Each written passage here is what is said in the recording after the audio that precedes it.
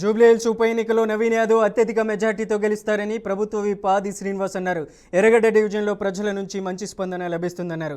గత ప్రభుత్వంపై నియోజకవర్గ ప్రజలు మండిపడుతున్నారని చెప్పారు. బీఆర్ఎస్ బీజేపీ గెలిస్తే నియోజకవర్గంలో ఎలాంటి అభివృద్ధి జరగదన్నారు. చదువుకున్న వారు అందరికీ తెలిసినవాడు నవీన్ యాదవ్ గెలిస్తే నియోజకవర్గాన్ని అభివృద్ధి చేసి చూపిస్తాడన్నారు. ప్రచార సమయంలో నియోజకవర్గ ప్రజల నుంచి విశేష స్పందన వచ్చిందంటున్న ప్రభుత్వ విప్ ఆది శ్రీనివాస్తో మా ప్రతినిధి రామకృష్ణ ఫేస్ టు ఫేస్.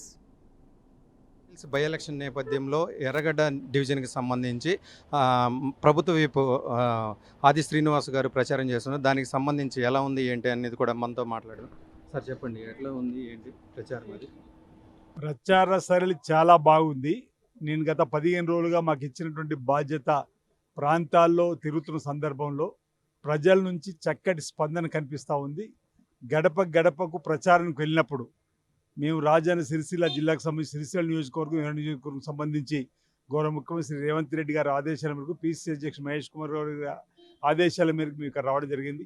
ఇక్కడ రాగానే ఇప్పటి వరకు ఇక్కడ కాంగ్రెస్ పార్టీ కోసం పనిచేస్తున్న నాయకత్వంతో మమేకమై ఈ ప్రాంతంలో కాంగ్రెస్ పార్టీ ద్వారా చేపట్టే సంక్షేమ కార్యక్రమాలు స్థానిక కాంగ్రెస్ పార్టీ నాయకులతో కలిసి చెప్పేటువంటి క్రమంలో మాకంటే ముందే లబ్ధిదారులు గత 10 ఏళ్లలో 10 రేషన్ కార్డు కూడా ఇవ్వలేదు అన్నాడు బీఆర్ఎస్ ప్రభుత్వం. మీరు వచ్చిన తర్వాత మాకు రేషన్ కార్డులు ఇచ్చారు. ఈ నియోజకవర్గంలో 36,000 పైచీలకు కొత్త వాళ్లకు రేషన్ కార్డు వచ్చింది అనేటువంటిది ఈరోజు వాళ్ళకి సన్నబియ్యం కూడా ఇచ్చేటువంటి కార్యక్రమం చెప్పే సందర్భంతో పాటు అసంఘటిత కార్మిక రంగం ఎక్కువగా ఉంటుంది. మహిళా తల్లులు ఆర్టీసీ బస్సులో ప్రయాణం చేసి ఉచితంగా మాకు బస్సు ప్రయాణం దొరుకుతుందని 500కే సిలిండర్ ఇస్తున్నారన్నమాట.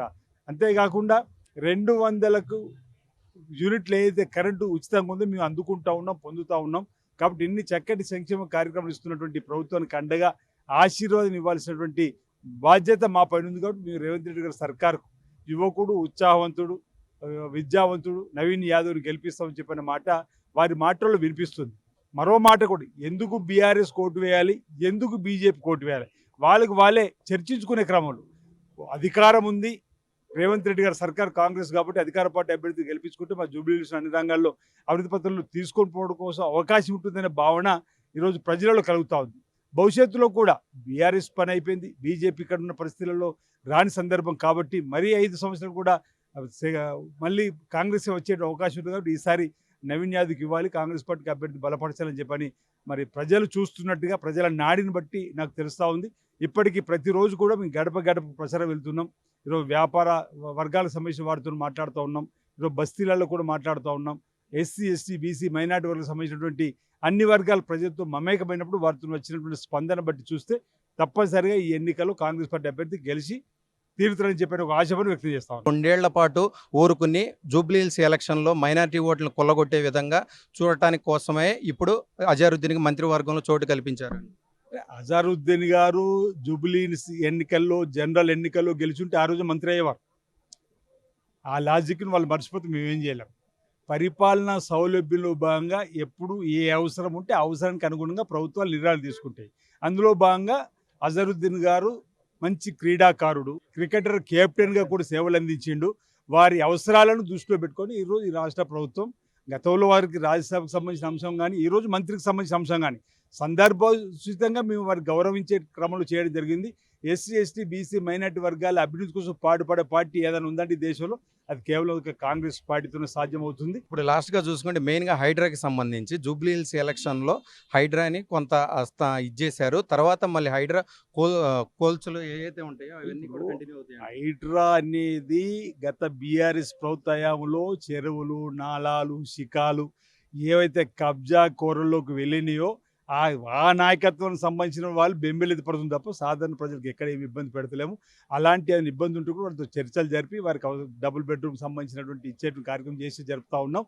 హైడ్రా అనేది ఈ రాష్ట్రాన్ని, హైదరాబాద్ సిటీని రాబో రోజుల్లో ఎవరు కూడా అక్రమార్కులు ప్రభుత్వ భూమిని చెరబట్టడానికి, ప్రభుత్వ భూమి ఆక్రమించుకోవడానికి వీలు లేకుండా ఉండేటువంటి ఒక వ్యవస్థను చట్టపరంగా రూపొందించుకున్నాం. దానివల్ల అంత మంచి జరుగుతుంది తప్ప చెడు జరగదు. పేదలకు ఎలాంటి ఇబ్బంది తలెత్తకుండా చూసే బాధ్యత హైడ్రా చూసుకుంటుంది. ఈ 2 ఏళ్ల అధికార పార్టీ రెఫరెండంగా తీసుకోవచ్చా సార్? ఇప్పుడు 2 సంవత్సరాల పరిపాలనకు సంబంధించినటువంటి ఇప్పటికీ ప్రజలు సంతృప్తి పడ్డారని నిదర్శనం కంటోన్మెంట్ ఎన్నికల్లో కాంగ్రెస్ పార్టీ అభ్యర్థి గెలిచారు. రెఫరెండం అవునా కాదని ప్రజలు బేరీ చేసుకుంటారు. ఈరోజు ఇక్కడ జరుగుతున్న ఉప ఎన్నిక జూబ్లీకి సంబంధించిన ఉప ఎన్నిక అధికార పార్టీ మరో 3 సంవత్సరాలు అధికారం ఉంటుంది కాబట్టి మాకు ఆశీర్వదించని చెప్పి చెప్తున్నాం. ప్రజల మూడ్ కూడా ప్రజల ఆలోచన కూడా కాంగ్రెస్ పార్టీకి అనుకూలంగా ఉంది. 15 రోజుల నుంచి తిరుగుతున్నారు. మెజార్టీ ఎంతవరకు వచ్చే అవకాశం ఉంది? మంచి మెజార్టీ వస్తుందని నేను ఊహిస్తా ఉన్నా. నవీన్ యాదవ్ పట్ల ప్రజలు ఆకర్షితులైనరు, కాంగ్రెస్ పార్టీ పట్ల ప్రజలు ఆకర్షితులైనరు. ప్రజలు ఈ ప్రభుత్వానికి అండగా నిలబడాలని చెప్పని ఒక సూచన తీసుకున్నట్టుగా మాకు ప్రజా నాటి బట్టి తెలుస్తుంది. మంచి మెజార్టీ వస్తుంది.